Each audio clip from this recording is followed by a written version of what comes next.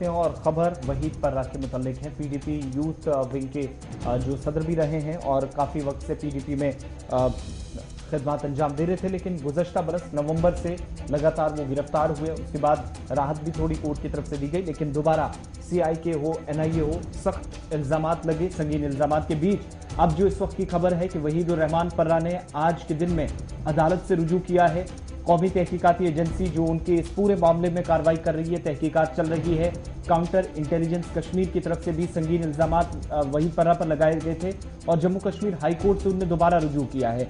रुजू इसलिए चूंकि दो अलग अलग केस एजेंसीज उन पर इस केस में अभी तक तहकीकात कर रही हैं। इल्जामात सीआईके की तरफ से कुछ लगे थे जो पिछली चार्जशीट फाइल की गई थी, और दूसरी तरफ कौमी तहकीकाती एजेंसी ने जो चार्जशीट फाइल की थी उसमें भी उन पर संगीन इल्जामात आए हुए थे कि अपनी गाड़ी का गलत इस्तेमाल, उसमें मिलिटेंटों की मुआवनत करना, पैसा लेना, हथियार उन तक पहुंचाना, ये तमाम इल्जामात लगे थे। और कुछ पॉलिटिशियंस को डराना, अपनी पार्टियों के लीडरान को फायदा पहुंचाना इंतखाबात के दौरान, ये सारे इल्जामात चार्जशीट के अंदर मेंशन किए गए थे।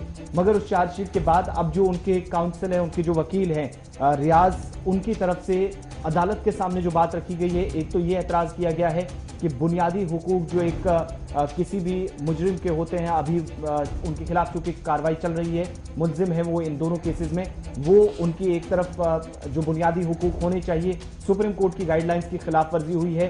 दोनों चार्जशीट्स में अलग अलग चार्जेस जो है वो फ्रेम किए गए हैं, नंबर 1। नंबर 2, एतराज जो जाहिर किया गया है सबसे बड़ा, चूंकि एक चार्जशीट कश्मीर की जो काउंटर इंटेलिजेंस की टीम है उसने तहकीकात के बाद जो तैयार करने के बाद अदालत के सामने पेश की थी, और पिछला जो हुक्मनामा है एक बार फिर 1 हफ्ते के अंदर रिपोर्ट पेश करने को कहा गया था काउंटर इंटेलिजेंस टीम को। दूसरी तरफ जो एनआईए ने उसी पहली वाली रिपोर्ट के 1 हफ्ते के बाद अपनी रिपोर्ट सौंपी, तो उसमें उन पर मजीद संगीन इल्जामात लगे कि पाकिस्तान गए और तमाम चीजें 13 सालों के दौरान उनका जो करियर है उस पर ब्लैक डॉट लगाया गया। लेकिन उन सब के बीच में दोनों एजेंसियों की अब तक की कार्रवाई पर उनके वकील की तरफ से एक पीआईएल फाइल की गई है अदालत के सामने, जिसमें उन्होंने न सिर्फ उनके हुकूक की और सुप्रीम कोर्ट के गाइडलाइंस का हवाला दिया है, बल्कि दोनों एजेंसियों की तरफ से अलग अलग इल्जामात लगाए गए। लेकिन केस एक है, इल्जामात अलग अलग हैं, इसलिए तालमेल पर भी सवाल उनके वकील की तरफ से उठाए गए।